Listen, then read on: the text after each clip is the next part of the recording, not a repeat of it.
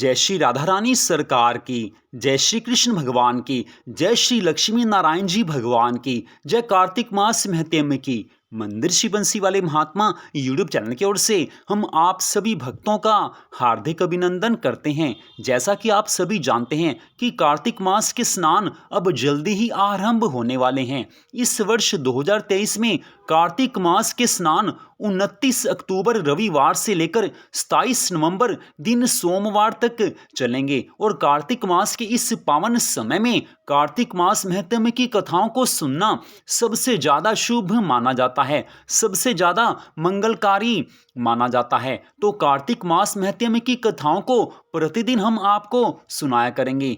आज हम आपको कार्तिक मास महत्म के पहले अध्याय की कथा को सुनाने जा रहे हैं, लेकिन उससे पहले कुछ जरूरी नियम हम आपको बता रहे हैं कि कार्तिक मास में प्रतिदिन किन किन नियमों का पालन अवश्य करना चाहिए। कम शब्दों में आपको ये जानकारी दी जा रही है। तो सबसे पहली बात यह है कि कार्तिक मास में जो मनुष्य पूरी श्रद्धा भावना से भगवान की भक्ति करते हैं, सब नियमों का पालन करते हैं, उन मनुष्यों की सभी मनोकामनाएं भगवान की कृपा से पूरी हो जाती हैं, उन मनुष्यों के सभी दुख दूर हो जाते हैं। इसलिए कार्तिक मास में अपने मन को भगवान के चरणों में लगाकर पूरी श्रद्धा भावना से नियम पूर्वक भगवान की भक्ति करनी चाहिए। तो कार्तिक मास में सबसे पहला नियम यह है कि सुबह जल्दी उठ जाएं। कोशिश यही हो कि सुबह ब्रह्म मुहूर्त अर्थात 4 बजे के आसपास आप उठ जाइए, नहा धोकर पवित्र हो जाइए। मान लीजिए आप सुबह जल्दी नहीं उठ सकते तो जितनी जल्दी हो सके उतनी जल्दी उठ जाना चाहिए। नहा धोकर उसके बाद श्री राधा कृष्ण भगवान जी का पूजन कीजिए, श्री लक्ष्मी नारायण भगवान जी का पूजन कीजिए, तुलसी माता का पूजन कीजिए। तुलसी माता के समीप सुबह और शाम दीपक जलाना चाहिए। तो सुबह का पूजन पूरी श्रद्धा भावना से करना है। ठीक ऐसे ही सायंकाल का पूजन भी पूरी श्रद्धा भावना से करना है। श्रद्धा भावना से की गई पूजा का ही पूरा फल मिलता है। अगली बात, कार्तिक मास के पावन समय में यथाशक्ति कुछ न कुछ दान पुण्य आदि करना चाहिए। अगली बात, कार्तिक मास के पावन समय में प्रतिदिन श्रीमद् भगवत गीता और श्रीमद् भागवत महापुराण का पाठ करना चाहिए या कथा सुननी चाहिए। वैसे श्रीमद् भागवत महापुराण की कथा भी प्रतिदिन हम अपने चैनल पर कार्तिक मास में अवश्य सुनाएंगे। और कार्तिक मास के पावन समय में भगवान जी के मंगलमय नामों का जाप और संकीर्तन अवश्य करना चाहिए, जिससे भगवान की कृपा की प्राप्ति हो सके।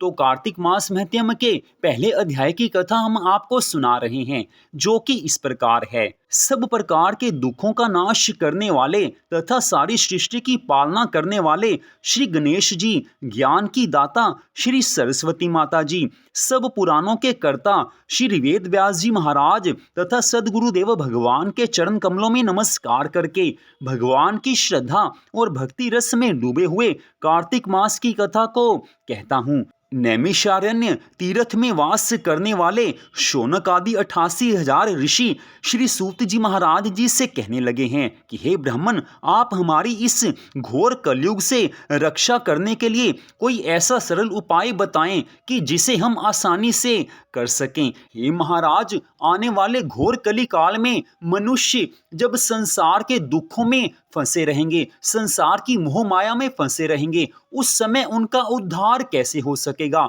उनके उद्धार के लिए कोई ऐसा उपाय बताएं कि जिसे करने से वो संसार के दुखों से छुटकारा प्राप्त कर सकें और जिसे करने से उनका मन भगवान के चरणों में लग सके। कोई ऐसा उपाय बताइए कि जिससे सबका कल्याण हो सके। आज शौनक आदि 88,000 ऋषियों के इन वचनों को सुनकर श्री सूत जी महाराज कहने लगे हैं कि हे ऋषियों, भगवान के श्री चरणों में तुम्हारी अटल भक्ति देखकर मुझे अति प्रसन्नता हुई है, मन गदगद हुआ है। आपकी श्रद्धा भक्ति को देखकर मैं आपसे कार्तिक मास महत्म की कथा को कहता हूँ, जिसके सुनने मात्र से मनुष्य के सब पाप नष्ट हो जाएंगे और उसे भगवान के वैकुंठ धाम की प्राप्ति हो जाएगी।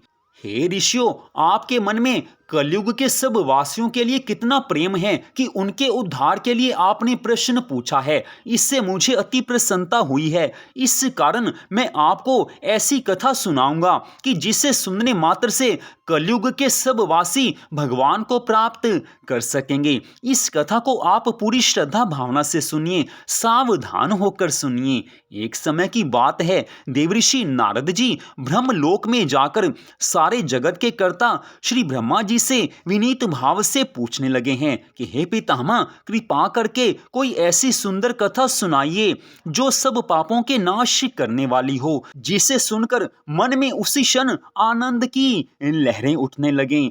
आज देवऋषि नारद जी के इन वचनों को सुनकर ब्रह्मा जी कहने लगे हैं कि हे पुत्र, भगवान के चरणों में तुम्हारी ऐसी प्रीति देखकर मैं तुमसे कार्तिक मास महत्म्य की कथाओं को सुनाता हूँ, जिसके सुनने मात्र से मनुष्य के सब पापों का नाश हो जाता है और वह वैकुंठ का अधिकारी हो जाता है। भगवान के प्रिय कार्तिक मास की कथा को जो मनुष्य सुनता है, उसे भगवान की बहुत ज्यादा कृपा की प्राप्ति हो जाती है। हे पुत्र, कार्तिक मास भगवान को सबसे ज्यादा प्रिय मास है। अन्य सब मास भगवान को प्रिय हैं, लेकिन कार्तिक मास भगवान को सबसे ज्यादा प्रिय है। इस कार्तिक मास में किया हुआ व्रत, दान, नियम तथा संकीर्तन अनंत गुना पुण्य फल देने वाला हो जाता है।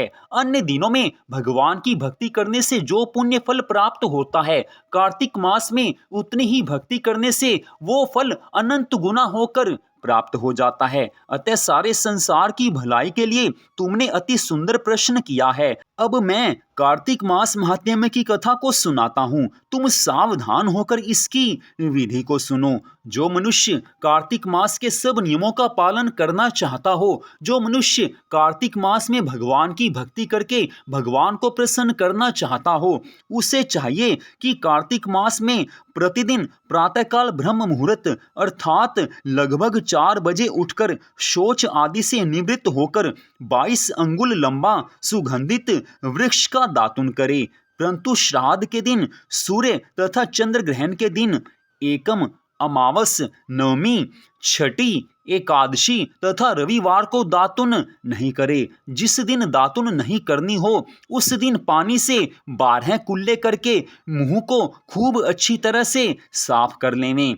जब 2 घड़ी रात्रि शेष रह जाए तो काले तिल, चंदन, चावल, फूल या कुशा लेकर तालाब, कुंड, नदी या संगम तथा किसी तीर्थ स्थान में जाकर भगवान से प्रार्थना करें कि हे भगवान, आपकी और श्री लक्ष्मी जी की प्रसन्नता की प्राप्ति के लिए मैं कार्तिक मास में प्रातः स्नान के नियम का पालन करूंगा। इस प्रकार प्रतिज्ञा करके श्री गंगा जी, भगवान शिव, भगवान सूर्य नारायण और श्री हरि विष्णु भगवान जी का ध्यान करके नाभिवर्त जल में प्रवेश करके अच्छी तरह से स्नान करें।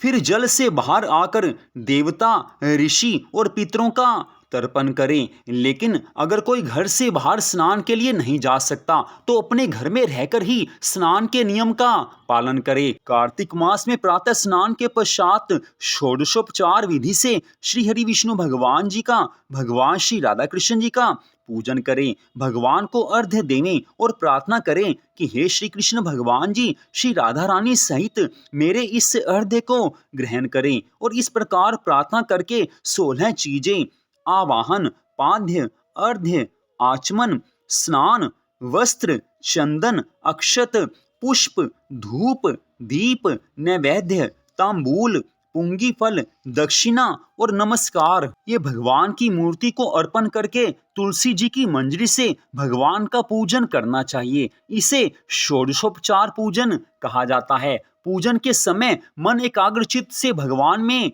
लगा होना चाहिए।